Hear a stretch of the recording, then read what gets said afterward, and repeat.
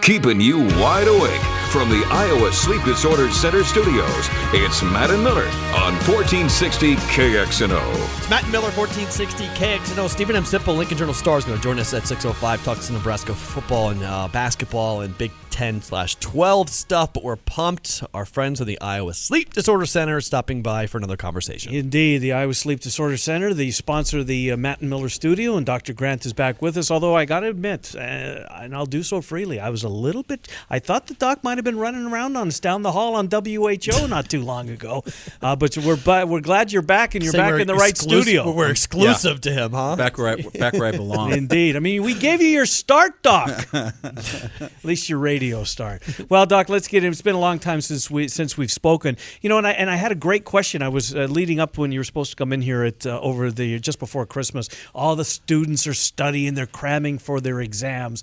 That can't be good. Just to pull an all-nighter, as most of them do. It's not the way to go about it, is it?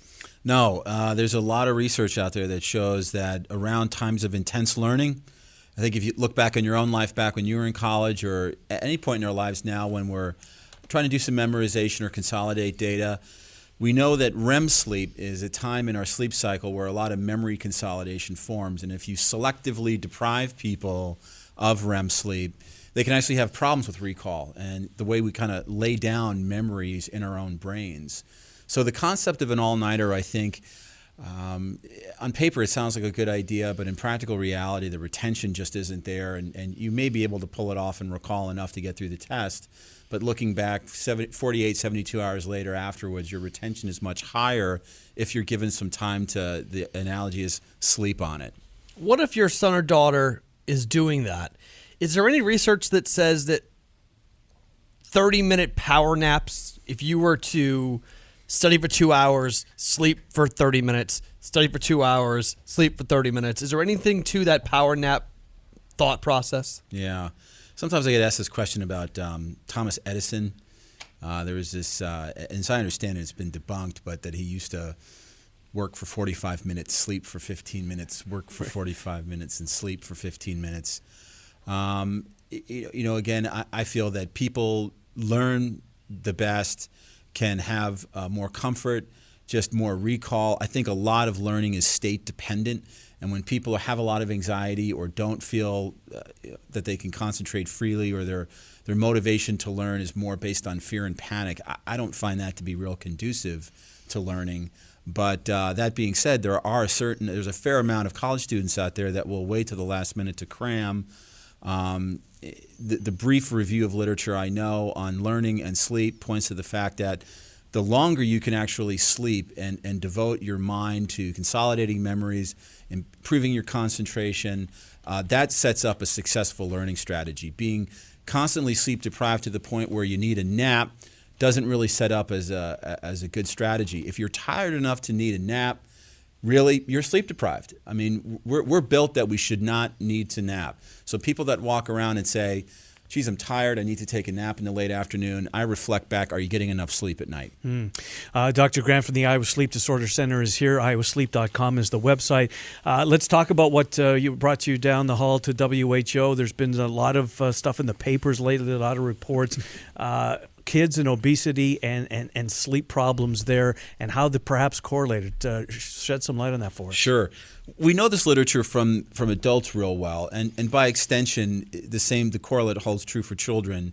As you know, we spend a third of our lives asleep, yet a lot of people think of it as just kind of an afterthought of, I'm just asleep.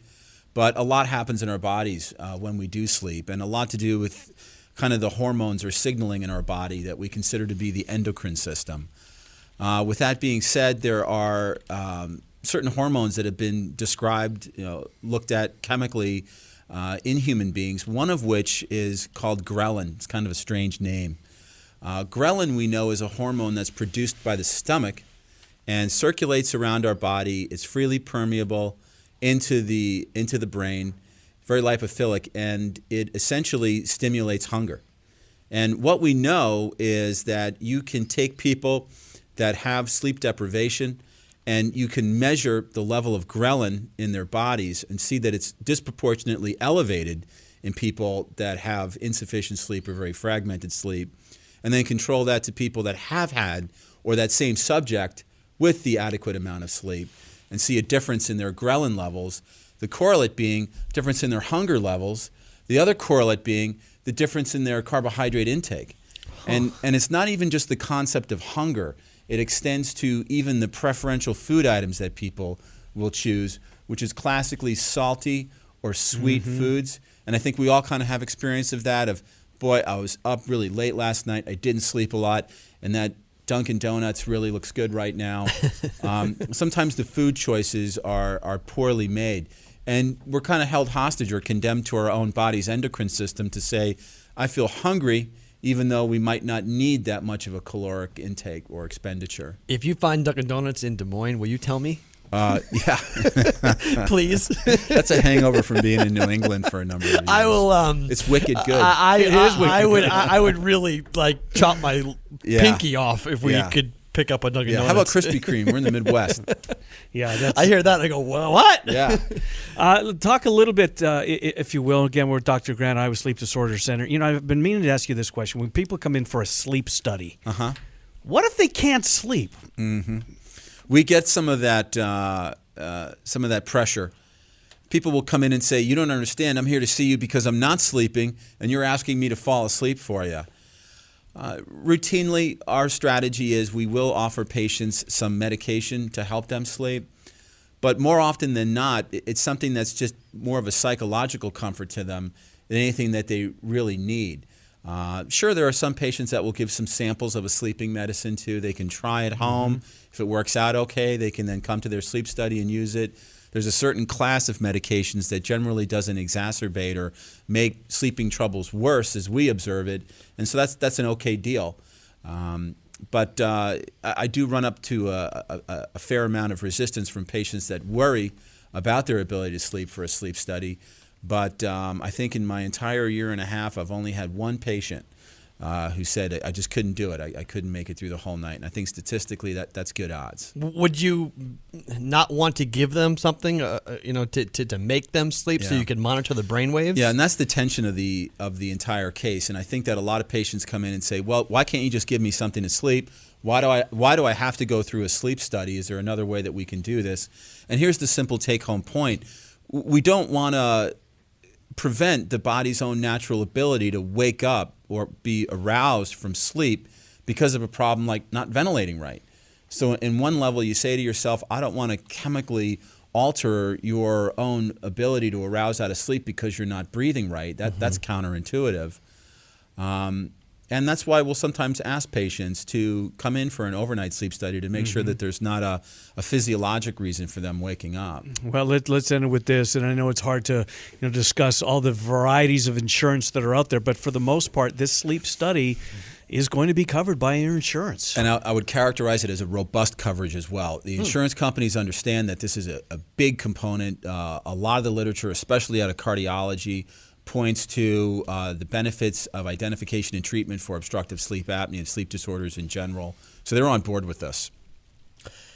We mentioned Dunkin' Donuts, and I just want to ask one quick point because I do my coffee fix every morning at Starbucks. And when they unveil a 31-ounce option, the Trenta option, somebody in your field cannot be too pleased that there's going to be a 31-ounce option of that much caffeine from I believe, and I could be wrong, but I believe that their house blend is the most caffeinated coffee on the market. And if you go 31 ounces of that, I'm guessing that doesn't help. Yeah. I might be a little bit off on my math here, but I think we're talking about almost 50 milligrams of caffeine in one of it's a Trenta. Yeah, it's 31 ounces. Yeah. But a good point. Caffeine is so ubiquitous in culture. Caffeine's been used for centuries as a wakefulness agent. Just being awake, our brains being up hour after hour, the cells in our brain produce a substance called adenosine. Adenosine makes us tired. It's our own endogenous or our own inner sleeping medicine. The longer we're up, the more tired we get. And caffeine can go into that blood-brain barrier and block the action of adenosine. And that's why it's such an effective wakefulness agent. Learned more again here with your visit, Doc, as we always do. iowasleep.com is the website. We are doing this from the Iowa Sleep Disorder Center studios. Doc, we'll see you in a month or so. Thank you. All right, appreciate it. All right, coming up next, Stephen M. Sipple, Lincoln Journal-Star. We'll stop by. We'll talk some Big 10, Big 12 football, basketball with our friend Stephen M. Sipple from the Lincoln Journal-Star. It's Matt and Miller, 1460 KXNO.